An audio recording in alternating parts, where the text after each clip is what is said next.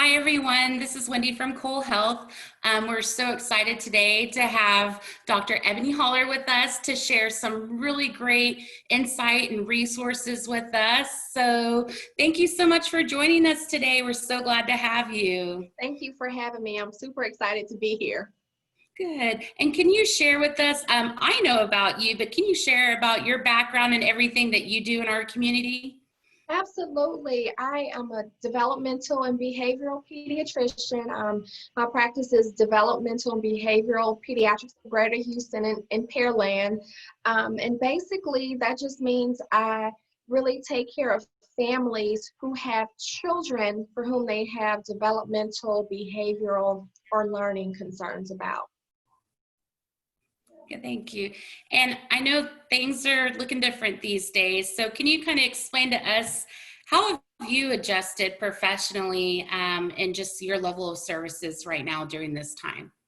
Absolutely. So I think the primary shift has been to increase virtual communication. In the old days, pre-pandemic, I would have people, come to the office for the full assessment. And now I'm doing the parent interview and the parent feedback virtually, and then doing the in-person assessment in the office with the idea of having less time face-to-face just for safety reasons. I'm additionally doing those COVID health screening questions, doing temperature checks. Right now, we're only allowing one parent to come to the visit at a time, but we can have the other parent come in via video conferencing. All of those things just to try to keep everybody safe. Good. And so for families that are noticing any type of developmental delays in their children or just where they're not meeting those milestones, what's kind of your answer to that? What do you recommend for families to do? Yes, the first thing I would say is it's okay. It's going to feel scary, but you've got to find out. So my first advice would be to speak with your child's primary care provider, whether that's their pediatrician or their family doctor. And I would definitely recommend, if you can, getting a separate appointment just to discuss that concern. I wouldn't try to do it with the well visit because there's so many other things to talk about at those visits that you won't have enough time to be adequately heard. So that's the first thing I would do. The next thing I would do is I would do a bit of research on my own if I were you. I would print off maybe a developmental milestone checklist from the CDC or something comparable so that you can see if your child is meeting their developmental milestones for their age. The next thing I would say to do is if you have a little child, less than 3, you can always reach out to ECI or early childhood intervention to get an assessment or to request an assessment. And if your child is older than age 3, you can always reach out to your local school district for that. So I would just say, even though it's scary, I would work on getting an answer. And if whoever you talk to doesn't respond in a way that leaves you feeling satisfied that you've been heard, I just wouldn't take no for an answer. I would keep asking and keep digging and keep researching and keep insisting until you feel heard. I really like how you highlighted separating that well child check-in, addressing the areas of concern. And it sounds like you've had a lot of experience with families and that mama gut feeling of, I know Yes. there's something there. So that's a really good gut intuition. And I really like how leading and giving those tips for families. So if a pediatrician or yourself is recommending out therapies for family during this time, is that still an important factor in their development during the pandemic? I think so. I think always safety first. You want to do everything to keep safe. We all want to be healthy, but at the same time, we know that getting supports in place, be it therapy supports, educational supports, etc., that helps support a child's development. It helps a child reach their personal developmental potential. So to that, I would say, if you can do therapy, I would continue it if you can. because we know that large or long breaks in therapy and school lead to increased developmental or behavioral regression. I cannot tell you the number of families that I've talked to during this pandemic who are seeing regressions in so many areas: sleeping, pottying, language development, and so much more. So to answer your question, yes, continue it if you can. Yeah. And for families that are social distancing, which we pretty much all are, what are some tips that you can give families to keep continuing enhancing those developmental things while their child is social distancing, so they aren't getting those gaps in education and development? What are some things they can do? Oh my goodness.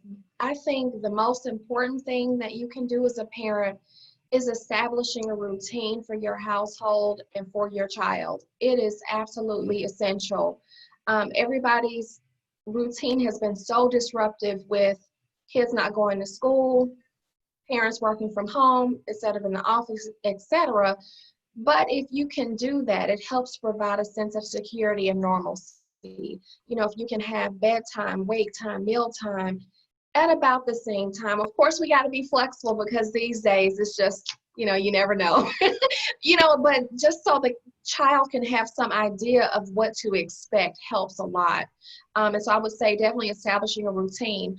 Also, spend some time outside. I know it's 1,000 degrees here in Texas or wherever you are, but, getting outside helps to get sunshine, helps to get exercise, which helps with sleep. Having better sleep leads to better behavior, less meltdowns, increased cooperativeness, etc. So I would definitely recommend that. The next thing I would say is communication. Communication is key with loved ones, with your child's therapist, with their teachers. So if you can stay connected virtually or otherwise, I would definitely highly recommend doing that so that you can feel supported and so that you can get the tools you need to help support your child's development. That's awesome. I'm going to take the sleep for sure, because I think that's for parents too, not just kids. And so everything looks worse when you're tired. Everything looks better when you're well rested.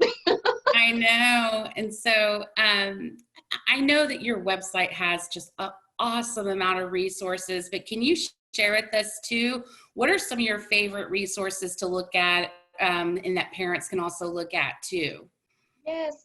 Well, I definitely, y'all don't get me for this, but I love Pinterest and I love teacherspayteachers.com. I like those two things because it provides a lot of ideas for activities you can do with your children.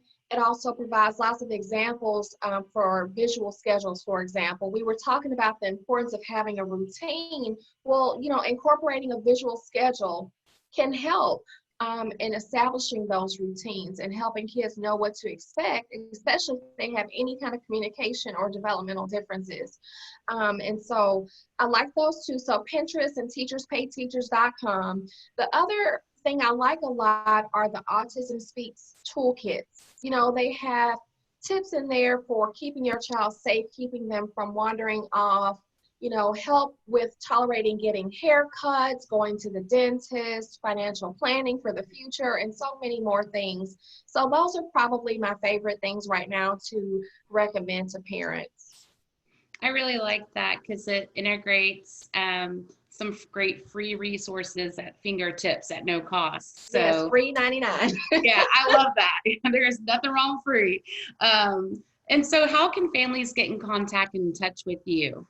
Absolutely. I'm easy to connect with. You can find me on social media at Dr. Eboni Peds. That's DREBONI, not Y, PEDS. Also, you can just give me a call. My phone number is 832-703-0770. And lastly, you can always just shoot me an email at info at drebonipeds.com. So that's info at DREBONIPEDS.com.